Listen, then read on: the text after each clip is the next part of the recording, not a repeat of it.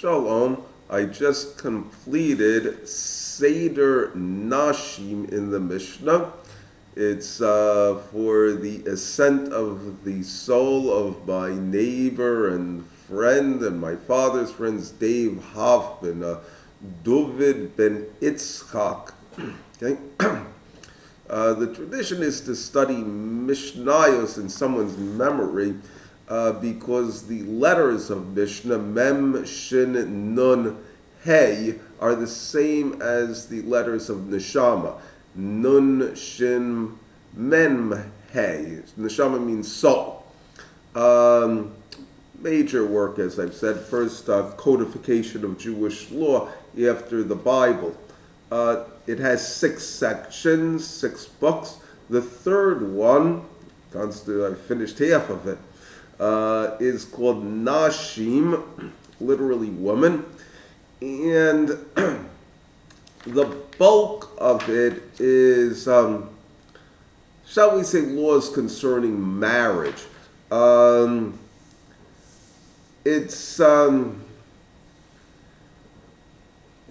It was written during the First Temple period. We're talking about the days of the Roman Republic. That's when it started to be written. It was completed sometime after the destruction of the First Temple. Rabbi Akiva saw Bar Kokhba's rebellion, 135 CE, as I recall. So that's the times of the beginnings of the Roman Empire. As a result, its mentality is considerably different from our mentality today, as you'll see when I start discussing it. It also is, it's really more in touch with the Tanakh than we are, because it was closer in time to it. Nevertheless, it's seriously different from the Tanakh because you no longer had the prophets. Okay, so it has 7 sections. 1, 2, 3, 4, 5, 6. Yes, 7 sections. I'll describe each one of them. The first one is called Yabamos. Often translated as Levirate marriage. Doesn't have anything to do with Levium. The idea is that if a man gets married and he's childless and then he dies, his brother is obligated to marry his widow and have a child, and basically the child is to be a remembrance of his brother, and it's considered an act of building up his brother's house, his brother's name. We are talking about days when we had polygamy, so it wasn't going to be the only only wife that he could take. The basic idea implicit in this is that when a woman married a man, so to speak, she was marrying into their family. The family was a much stronger unit. It was an economic unit as well. And in addition to that, people were closer to their family. It wasn't just that they were raised and they had the same parents. It's that they did a lot more things together. So relationships were much closer among the families. Now it's a case where either party could refuse. If the man refuses to marry the woman, he had to go through somewhat of an embarrassing ritual and he also he was going to be stigmatized for it. The woman could turn it down if she said, "Look, I don't like this guy," and it gives reasons that she can turn him down. Among them, if he was a tanner, tanner is it was a very smelly job, so she could say, "Look, I don't really want to put up with this." And even if her late husband was a tanner, she could say, I can put up with it with my husband. I can't put up with it with you. And this goes into the practical aspects of the halakha. The next one is called ketuvos. Now, ketuvos is a wedding contract, a marriage contract.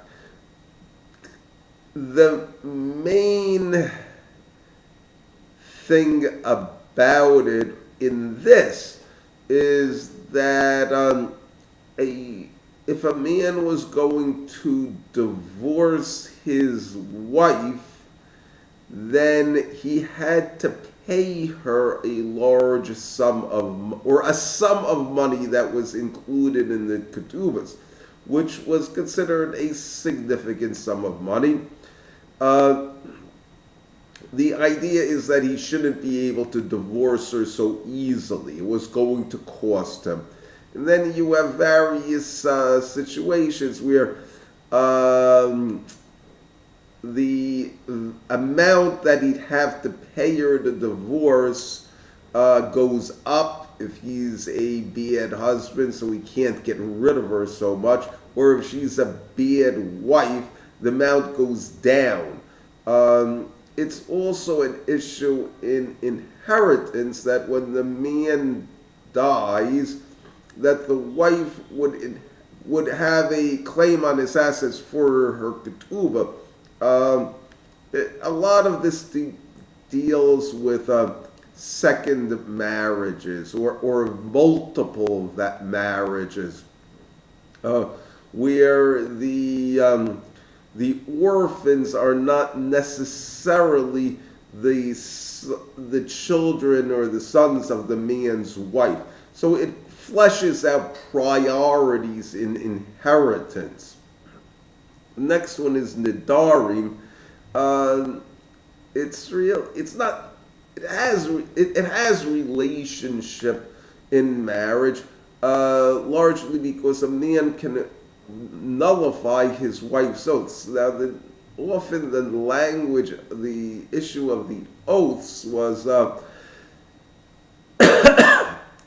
saying, I'm not going to take benefit from this person, or I'm not going to do a particular thing. You also, in promises, I will do such and such a thing. It's made in God's name. It's considered it still has relevance today in court proceedings, but apparently was a much more common practice in days of yore. And a major part of it is just understanding what the oath includes. It's the idea is what is the definition of the things that they're saying. Yet it has to be the language of the way that people talk. One of the things I noticed was honey.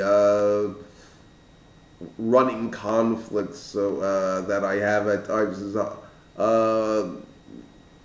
it's one of the issues of honey is it says that it's sweet and viscous, but the simple understandings of honey is honey from bees, but you also have from dates where you can make a very sweet.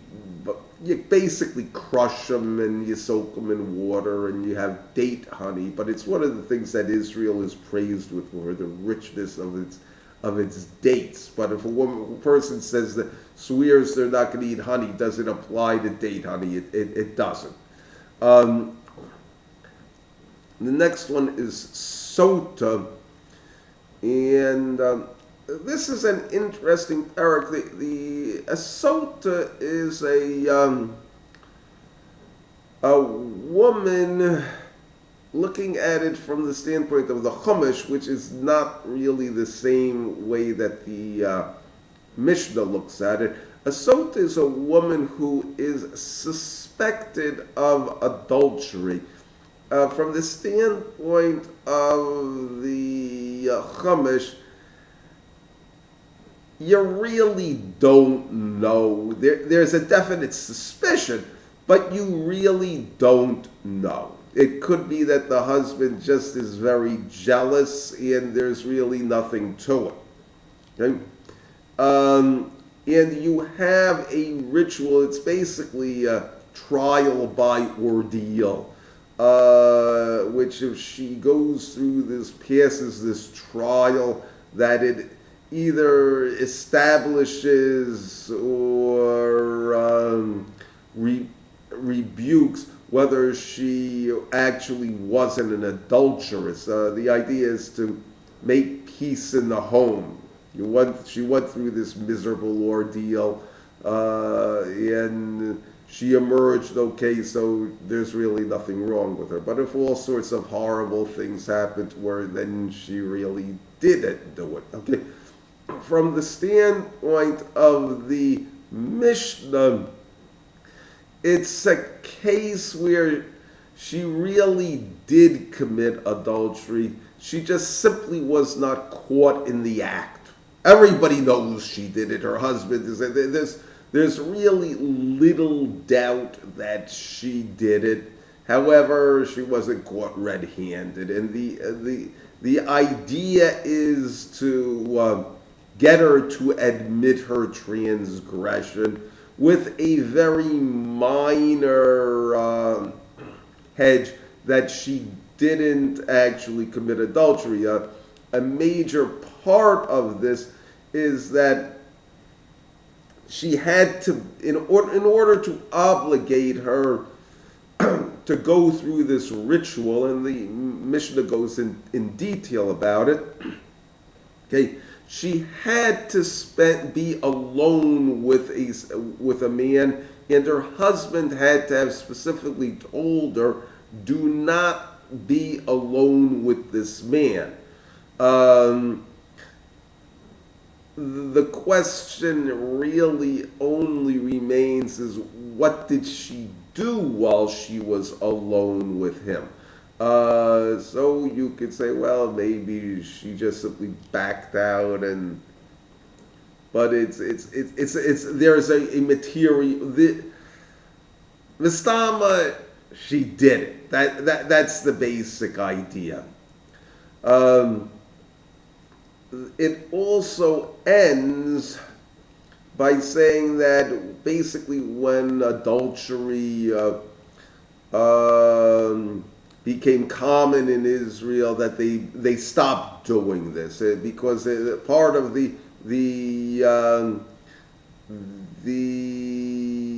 Mishnah is that it only works if the husband himself is pure.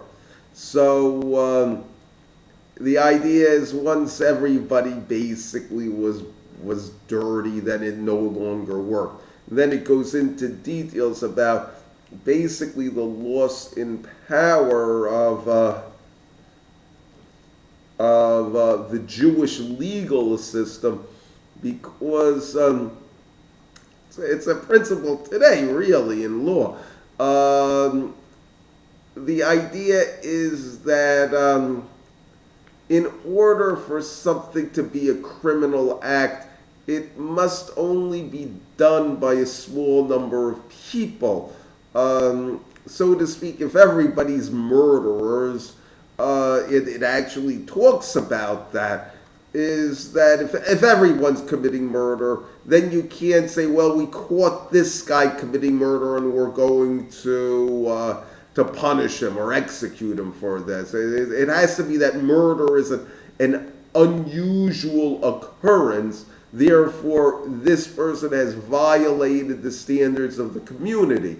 But if it's a case where everybody is doing it, then, so to speak, the law is no longer applied. That's how it it ends then with saying it's a Mishnah that's used in Mesilas Yesharim, Path of the Just by Luzzatto. It's a famous book, considered Kabbalah, or a book of ethics, where it talks about being clean, being energetic, ultimately going to Yirat Hashem and bringing the Mashiach and restoring the dead to life. Just like there was a Yerida Doros, the generations went down. It also talks about how to make an Aliyah's Doros, how that people can come back and restore ancient glory, get to the state of Adam, the first man, before his sin. Okay, the next one is Gittin, which is basically the laws concerning divorce. Generally speaking, you had to go through a ritual to effect a divorce. Now, it's not altogether clear whether this ritual is required according to the Chumash. Certainly, the Chumash endorses the ritual, and you don't really have. No-fault divorce is not exactly the intent of the Mishnah. For men, you could divorce her simply because she burnt your eggs. But it basically says, well, we'll make it easy for men to get divorces, at least on the books, to encourage them to get married. Because if we tell them, look, you can always divorce her if you don't want her, they're more likely to get married. That's the idea. Then it takes it back a bit by saying, if he doesn't have a really good reason to divorce her, he's basically a Russia. That's the idea. In the case of women, they are quite definitely junior in this. There are times when a man is obligated to divorce his wife. The man is always the one who's divorcing. He's telling her, you may leave. It's kind of like firing a worker. And there are times when, or releasing a worker, or releasing a slave. There are times when he's considered obligated to release his wife. It goes into those types of situations. It also goes into issues where you can annul a marriage. One of the ones that I found interesting was that the Beis Din could always annul a marriage, because this is getting a little bit ahead, but in order to marry a woman, it says this is Kedushim, which is the next one. She's acquired by Kesef Star and Bia. Kesef is money, you give her money. Star is you write a contract, and Bia is you have relations with her. The general practice was all three, but the most important aspect of it was giving her money. The popular way that it's done today is that's the ring. The ring is, when it says money or kesef literally means silver, but the general translation is money, but it's something of a value. It has to be worth something. Beit Hillel says pruta, which is the coin that has the smallest value that can buy something. A penny today wouldn't be worth a pruta. You can't buy anything with it. A dime, I suppose, you put it into a gum machine. Half a shekel in Israel, you can get something with it. Beit Hillel says a dinar, which is, a coin of value. But the idea is that, so to speak, the Bezdin can expropriate that money and say that you really didn't give her anything and thereby annul the marriage. And as a practical matter today, the issues of divorce can be quite complicated and difficult. But Kedushin, again, that's the laws of marriage. And it ends basically with saying that, talking about children, that a person should teach his son a good job. Okay, and that basically the best thing he can do is teach him Torah, because it takes care of him both in when he's a young man and also when he's old, that his knowledge stays with him. The last part is it talks about Abraham saying that this is, again, it's in regards to learning Torah, that it says that with Abraham, he remained in good strength until he was a very old man. And it says that Abraham kept the entire Torah, and it brings the quote from the Chumash that Abraham listened to Bakoli, my voice, and he kept my mishparti, my charges, my mitzvahs, my commandments, my chukim, my laws, and my Torah, my instruction. Thank you.